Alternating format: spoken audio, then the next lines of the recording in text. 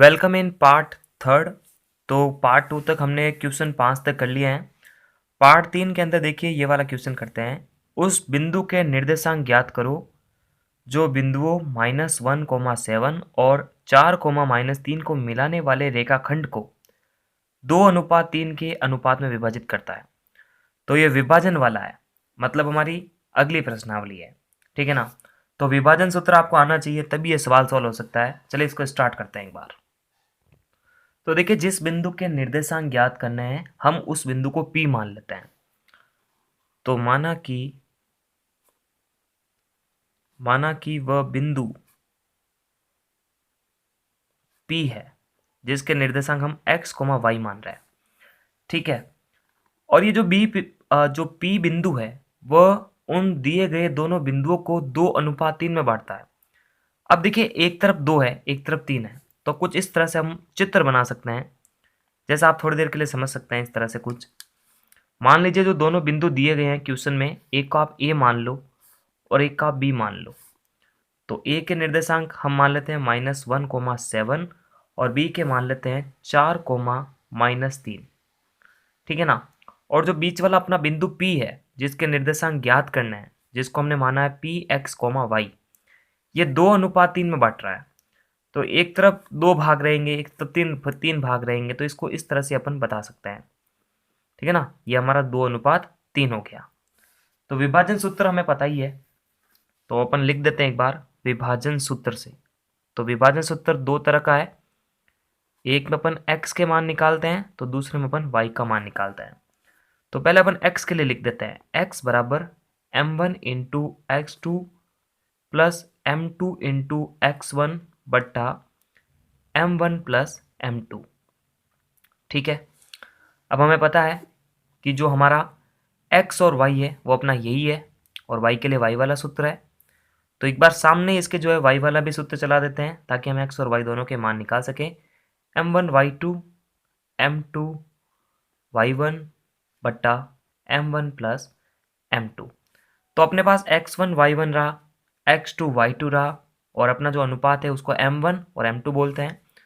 तो अपन इसके मान यहाँ पर अप्लाई कर देते हैं और हमारे जो मान है, जो हमारे सूत्र के अनुसार है, वो निकाल देते हैं। तो x बराबर, अब देखिए m1 क्या हमारा, m1 है 2, यहाँ लिख देते हैं एक बार। m1 अपना 2 है और m2 अपना 3 है। अपना x1 -1 है, अपना y1 7 है, x2 4 है और y2 -3 है। प्लस माइनस का ध्यान जरूर रखें। तो m1 मतलब 2 इंटू x2 मतलब 4 प्लस m2 अपना 3 है और x1 अपना -1 है। बट्टे में वापस 2 + 3 हो जाएगा, 2 चौके 8 हो जाएगा, 3 एकम 3, माइनस प्लस माइनस, 2 और 3 5, 8 में से 3 गया, 5/5, जिसका मान आ गया 1, यानी x का मान 1 आ चुका है। ठीक है। तो अपन लिख सकते हैं p, x का मान तो आ गया 1। अब यहाँ y का मान आएगा तो y का मान इस सूत्र से निकाल देते हैं। तो y बराबर m1 मतलब 2 इंटू y2 अपना रहा -3 प्लस m2 मतलब 3 इंटू y1 मतलब 7 बट्टा 2 + 3, 2 तिया 6, माइनस का 6, 3 7 21 प्लस का 21, 2 और 3 हो गए 5, 21 में से 6 गया, बचा 15 बट्टा 5, 5 3 15, मतलब y का मान कितना निकला, 3 निकला। तो 1,3, इसका मतलब बिंदु P के जो निर्देशांक है वो 1,3 है। तो इस तरह से अपन निकाल सकते हैं। बहुत ही सिंपल क्वेश्चन है। बढ़ते हैं आगे वाले क्वेश्चन की तरफ। बढ़ते हैं 7वां क्वेश्चन की तरफ। बिंदुओं -3, 10 और प्लस का 6, -8 को जोड़ने वाले रेखाखंड को बिंदु -1, 6 किस अनुपात में बांटेगा। अब देखिए, पहले निर्देशांक पूछ रहा था, अब अनुपात पूछ रहा है। एक चीज आप नोटिस कर लो, जब भी किस अनुपात की बात करें तो उस अनुपात को k,1 मानना है। मतलब ये जो दोनों दोनों बिंदु है ना, इसको आप a मान लो, इसको b मान लो। इन दोनों बिंदुओं को जोड़ रहा है ये वाला बिंदु, जो कि k/1 में जोड़ेगा। तो अपन लिख देते हैं कुछ इस तरह से। तो हम लिखते हैं माना कि बिंदु P -a,6 बिंदुओं, जिसको हम ए और बी मान रहे हैं। पहले वाले को ए मान रहे हैं जिसके निर्देशांक -3,10 है, तथा दूसरा है बी जिसके निर्देशांक 6,-8 है। ये वाला बिंदु इन दोनों बिंदुओं को किस अनुपात की बात कर रहा था, तो हम मान लेंगे के अनुपात 1 में, को के अनुपात 1 में विभाजित करता है। ठीक है ना, विभाजित करता है। ये लाइन लिखने के बाद में हमारा सीधा सीधा उद्देश्य रहेगा अनुपात ज्ञात करने का, मतलब इस के का मान ज्ञात करना है, के अनुपात 1 का मान ज्ञात करना है। तो देखो तरीका तो वही रहेगा, विभाजन सूत्र ही रहेगा, क्योंकि शब्द है विभाजन। तो इसको भी अपन इस प्रकार से लिख देते हैं, पहला बिंदु अपना ए रहा, दूसरा बिंदु अपना बी रहा, ये जो पी है इसका निर्देशांक दे रखा है -1,6, जो कि इसको के अनुपात 1 में बांट रहा है। ए के निर्देशांक -3,10 और बी के निर्देशांक 6,-8। सीधा सीधा x का मान दे रखा है -1, y का मान दे रखा है 6, फिर x1 y1 x2 y2, ये x1 ये y1 ये x2 ये y2, अनुपात अपना m1 k m2 अपना 1।